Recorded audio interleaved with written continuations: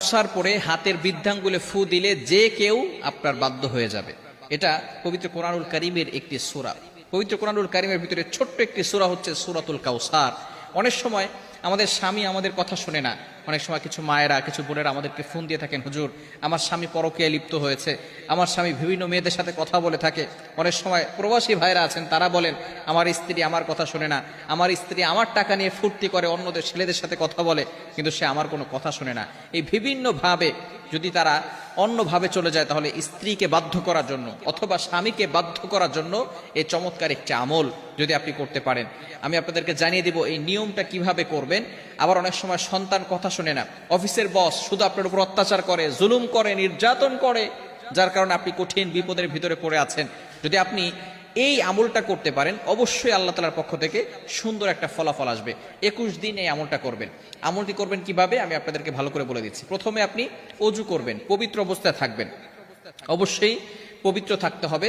এরপরে আপনি ফজরের নামাজের পরে অবশ্যই ফজরের নামাজ পড়বেন, কারণ ফজরের ভিতরে বরকত রয়েছে। ফজরের নামাজ পড়ে আপনি পবিত্র হয়ে ওই নামাজের স্থানে যদি আপনি পড়তে পারেন আলহামদুলিল্লাহ ভালো। আর যদি সেখান থেকে উঠে অন্য কোনো কাজ করেন, তারপরে অজু অবস্থায় যদি সেখানে বসেন কোনো সমস্যা নাই, পড়তে পারবেন। আপনি প্রথমে অজু করবেন, অজু অবস্থায় সেখানে বসবেন। বসার পরে একবার সূরা ফাতিহা পড়বেন, এরপরে 4 কুল পড়বেন, কুল ইয়া আইয়ুহাল কাফিরুন, কুল হুয়াল্লাহু আহাদ, কুল আউযু বিরাব্বিল ফালাক, কুল আউযু বিরাব্বিন নাস। এটা পড়ে আপনার বুকে ফু দিবেন এবং পুরো শরীরকে মাসাজ করে দিবেন, আপনার শরীর বন্ধ হয়ে যাবে। এরপরে আপনি 3 বার দুরূদ শরীফ পড়বেন। আমরা নামাজের ভিতরে যে দুরূদ শরীফ পড়ি, এই দুরূদ শরীফ 3 বার পড়তে হবে। এই দুরূদ শরীফ 3 বার বলার পরে এরপর আপনি আউযু বিল্লাহ বিসমিল্লাহ সহকারে সূরা কাউসার পড়বেন 21 বার। কতবার?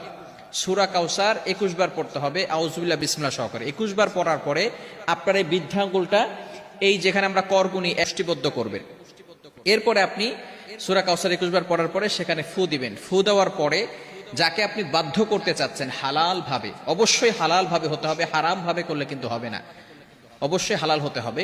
যাকে আপনি বাধ্য করতে চাচ্ছেন তার নাম 7 বার পড়বেন এবং তার পিতামাতার নাম 1 বার পড়বেন, এবং আপনি মনে মনে চিন্তা করবেন যে আমি তাকে হালাল ভাবে বাধ্য করতে চাচ্ছি এবং কোরআনিক ভাবে তাকে বাধ্য করতে চাচ্ছি। এরপরে এভাবে অনেক সময় ধরে রেখে, কিছু সময় ধরে রেখে আপনি আবারও 3 বার দুরূদ শরীফ পড়বেন, তারপরে হাতটাকে ছেড়ে দিবেন। এরপরে আপনি আল্লাহ তাআলার কাছে দোয়া করবেন। এই আমল যদি আপনি করতে পারেন ইনশাআল্লাহ 21 দিন টানা আমল যদি করতে পারেন, অবশ্যই আল্লাহ তাআলার পক্ষ থেকে ভালো একটা ফলাফল আসবে। তবে এটা হালাল ভাবে করতে হবে, ইয়াকিনের সাথে করতে হবে। যদি কারো ইয়াকিন না থাকে, কোরআনের প্রতি যদি কারো বিশ্বাস না থাকে, তাহলে কিন্তু কঠিন মুসিবতের ভিতরে পড়ে যাবেন। ইয়াকিন থাকতে হবে কোরআনের প্রতি এবং আল্লাহর প্রতি, যে আল্লাহ তাআলা অবশ্যই আমাকে এই কোরআনের মাধ্যমে সাহায্য করবেন। এবং হালাল পন্থা থাকতে হবে, হারাম কোনো কাজ করা যাবে না। বিশেষ করে ইয়াং পিপল যারা আছে